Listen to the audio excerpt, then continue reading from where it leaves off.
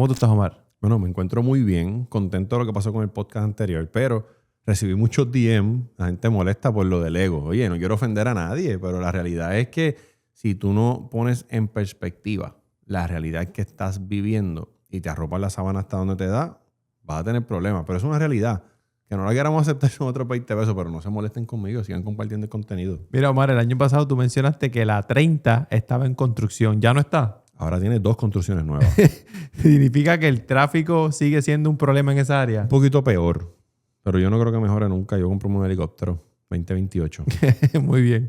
Ok, Omar, como en todos los episodios, comenzamos con las noticias. Cuéntame un poco de temas de interés que a la gente le gusta. Pues mira, hay un tema que salió hace como una semana o 2 semanas, yo creo, más o menos.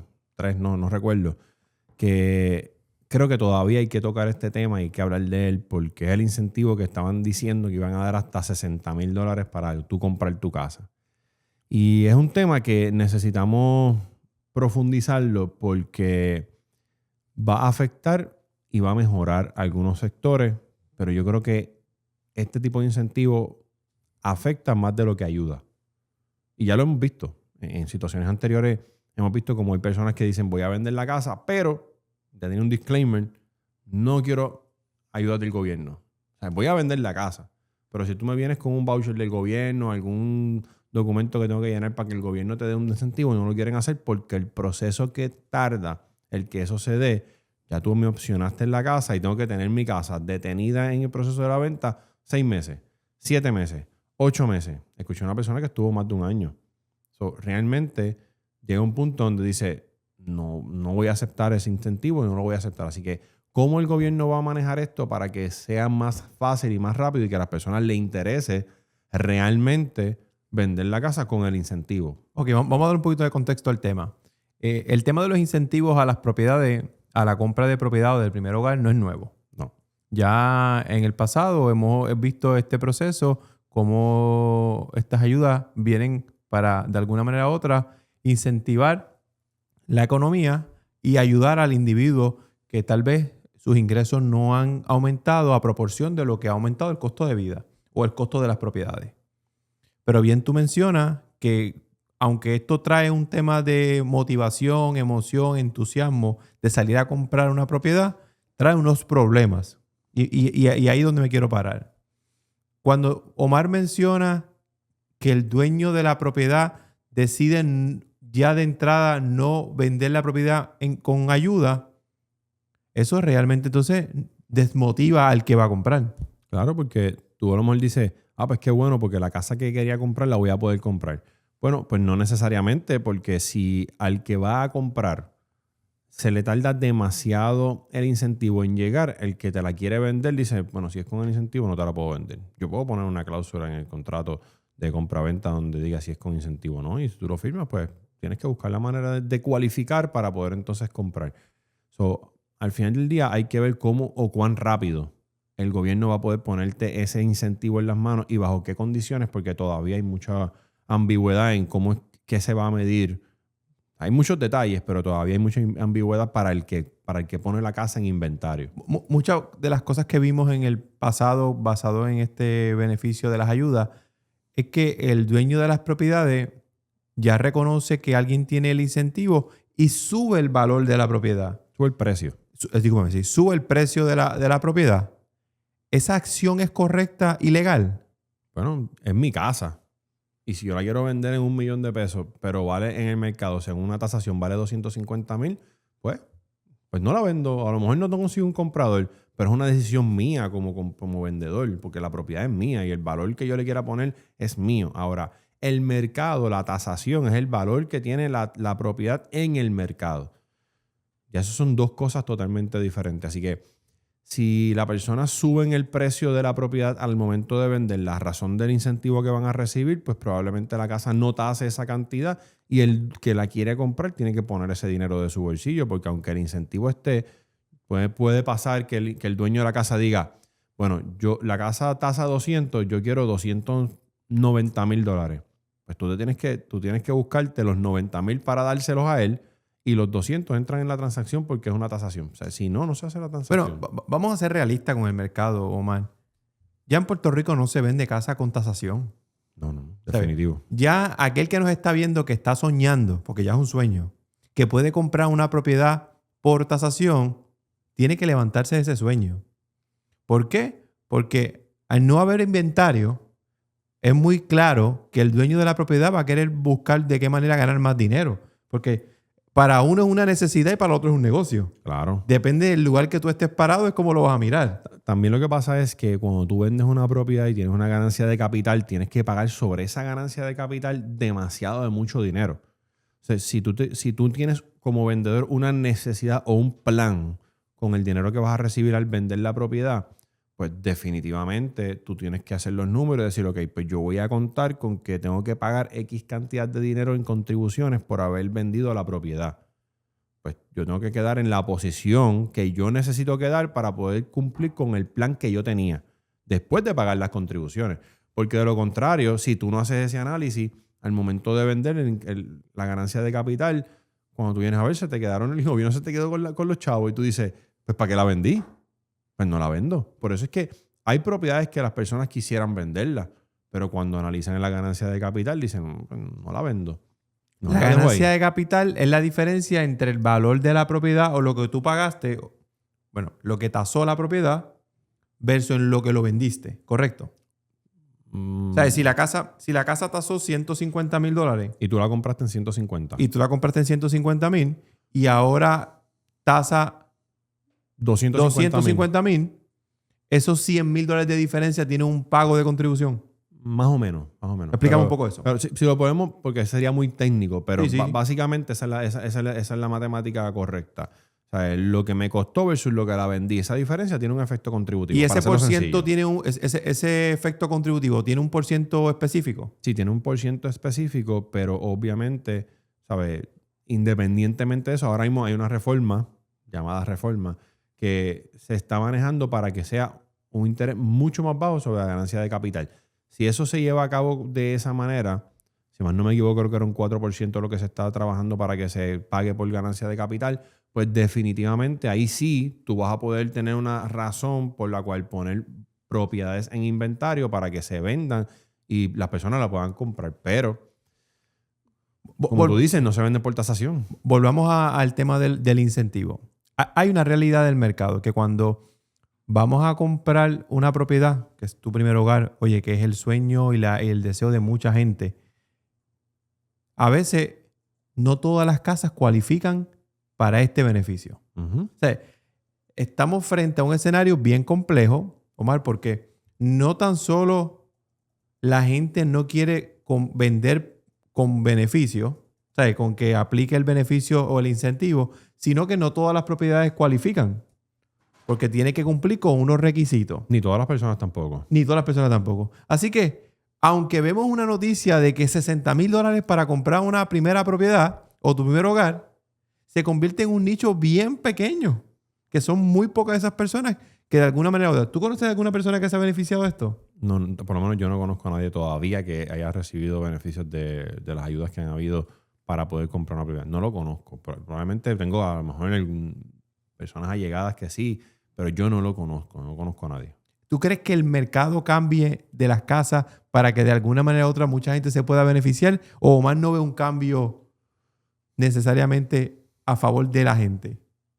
Si eso tiene que ser de parte y parte, para que esto se pueda llevar a cabo, tiene que ser de parte y parte, tanto el comprador como el vendedor, para que los dos salgan bien. Es un acuerdo en ese momento, pero más del vendedor que del comprador. Porque si yo, vamos a ponerme, yo voy a hablar de mí. Yo compro esta casa en $150,000 y tasa $200,000. ¿Por qué no la voy a vender en $200,000? Porque tengo una ganancia de $50,000, no la voy a vender en $200,000 para que ayudar a alguien. Pero es que ese alguien, yo no lo quiero, yo no lo amo, no es mi primo, no es mi amigo. Es alguien que llegó y yo tengo el negocio, pero él no cualifica. Pues, él cualifica para 150, pues yo no le puedo haber hecho un favor. O sea, porque es un negocio. Realmente tiene que estar dispuesto el vendedor en dejar de ganar dinero. ¿Realmente tú crees, habiendo tanta persona buscando casa, tú crees que uno como vendedor va a decir, ay no, yo prefiero ganarme menos dinero? La respuesta a eso es no. No. Por eso es que te digo que hay que ver desde qué punto nos estamos parando. Si nos estamos parando al lado del que quiere comprar o al lado del que quiere vender. Un ejemplo.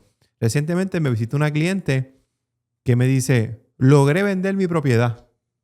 Impresionantemente, tomó menos de una semana vender una propiedad de $1 millón. Una semana. En un pueblo, en el campo.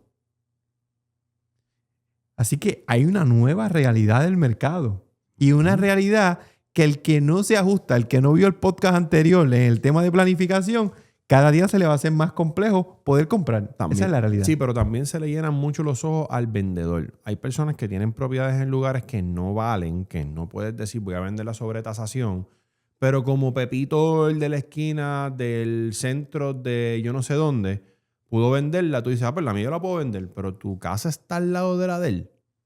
No, pues no es lo mismo. O sea, un pueblo puede hacer la diferencia. 10 minutos de X lugar a otro puede hacer la diferencia de en cuánto yo puedo vender mi propiedad. Una vista puede hacer la diferencia. Una vista puede hacer la diferencia. Por eso es que en real estate es ubicación y segundo punto más importante, ubicación. Tercer punto más importante, ubicación. Para que tú puedas determinar cuánto es el valor de la propiedad. O sea, no es lo mismo una casa que te quede a 2 horas de tu lugar de trabajo y del lugar de trabajo del 80% de la población a una casa que le quede a 10, 15 minutos del 80% del lugar de trabajo de la población. Así que estamos frente a una nueva realidad del mercado. Eso no es debatible. Claro. Las propiedades no se van a ajustar. Las tasas de interés sí se han visto una mejoría, pero ahí viene el juego de números nuevamente. Bajan las tasas, sube el valor de la propiedad o la venta de la propiedad. Por ende, al final del día el número queda parecido o casi igual. Lo más importante es que en ese tema te puedas planificar. Si no, te tienes que mover al otro tema que vamos a movernos, alquilar. Sí, el alquiler. Pero el alquiler está presentando un problema. ¿Cuál es? Bueno, la realidad es también que no hay tantas propiedades para alquiler en lugares que tú quisieras, porque realmente los alquileres están bien altos. El alquiler promedio de una casa, de acuerdo a la zona también, empiezan en $800, $700 para arriba. O sea, mínimo. Ya en lugares prime sobrepasan los $1,500 promedio. ¿Y eso es por consecuencia de que no hay propiedades o eso es consecuencia que también la gente ha visto que hay un negocio en los Airbnb?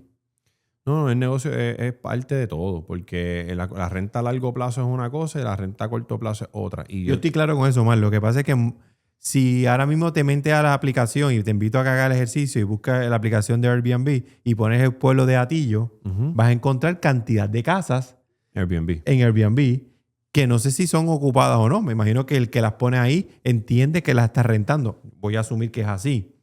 Porque al final del día que las están ocupando y que dice, bueno, es que si yo pongo esta propiedad en una renta long term me cuesta $900, pero si yo logro ocupar 10 noches en el mes a $200, ¿cuánto me da? A $2,000. Sí. Pues es ganancia. Pero realmente estamos ocupando las propiedades como es. O sea, ¿se está logrando ese propósito? ¿O la gente también está en ese cuento de que Airbnb deja más dinero porque sí?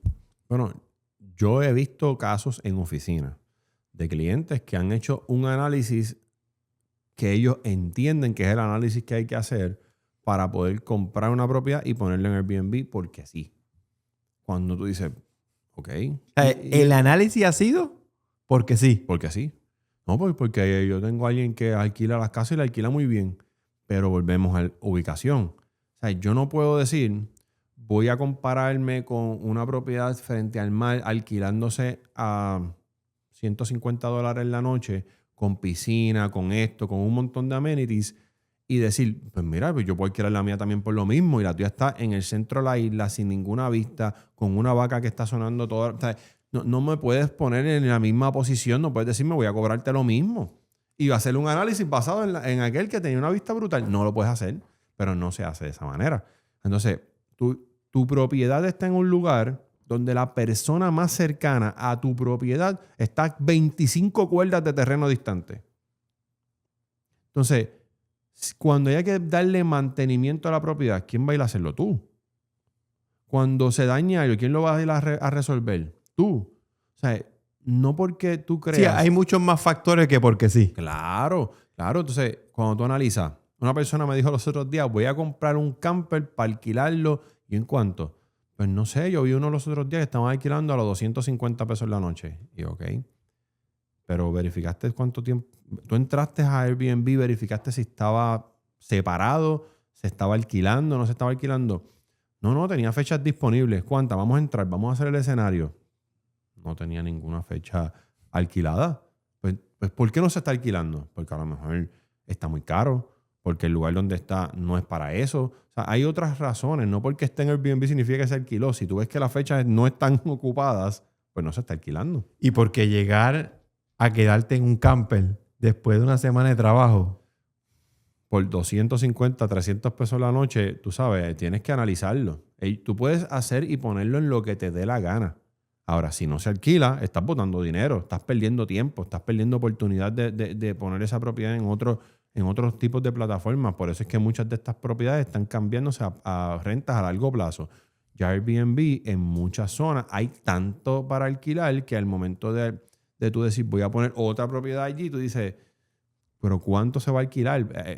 ¿Realmente el promedio de renta es razonable? Pues tienes que moverte a otro mercado, o tienes que vender la propiedad, o tienes que alquilarla a largo plazo. O sea, hay que hacer unos análisis mucho más allá. Lo más importante, si esos reviews no son los mejores porque no tienes quien te haga una buena limpieza, no tienes quien te dé un buen mantenimiento, lamentablemente te van a dar un mal review. ¿Sabes qué? Cuando se vayan a alquilar, si miran esos reviews y no son buenos, no te lo van a alquilar. Mira, yo te voy a dar mi opinión.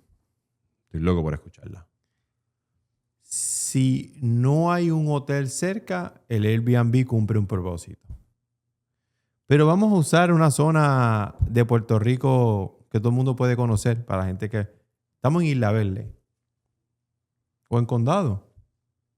Y tienes un Airbnb y el Hotel San Juan al lado. Donde tú te levantas por la mañana. No te tienes que preocupar de dónde ir a comer porque el hotel tiene dónde comer. Donde regresas a la habitación y está todo recogido y limpio.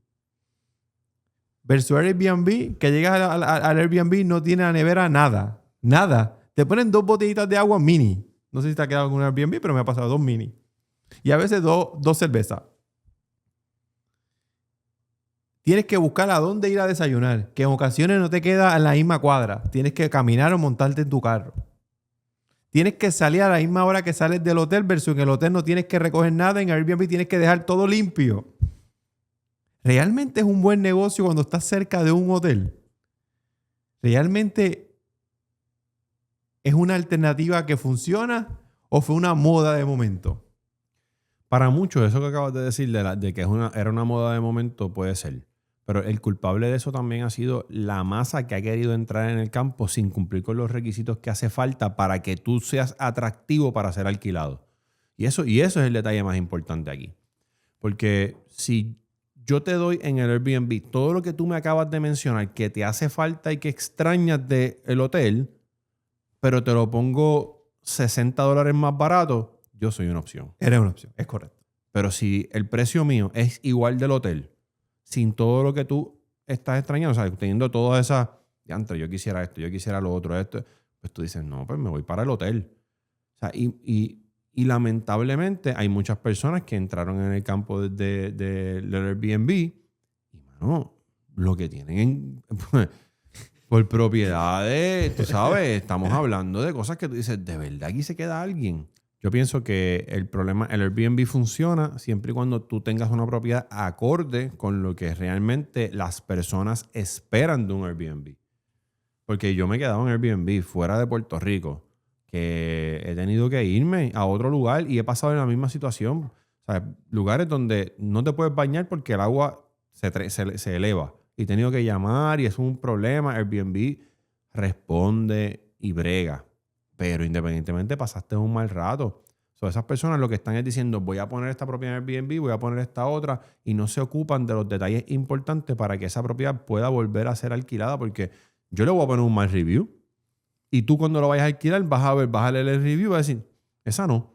Pues ya tú como dueño de esa propiedad que está en Airbnb, si no te ocupas de ponerla en condiciones y de mantenerla en condiciones y de ser el buen host, como ellos le llaman, para esa propiedad y para el que está alquilándotela, pues lamentablemente pierde. Sí, yo creo que todo esto se resume en lo que mencionaste ahorita. Yo creo que la moda de poner todo en un mismo concepto lleva a perder la excelencia. Y cuando pierde la excelencia, pierde el valor que de alguna manera se hizo, ¿verdad? Con el propósito que se montó Airbnb. Pienso que todo tiene que correr con alguna excelencia y que cada cual al final tome su criterio y su decisión en dónde quiere quedarse.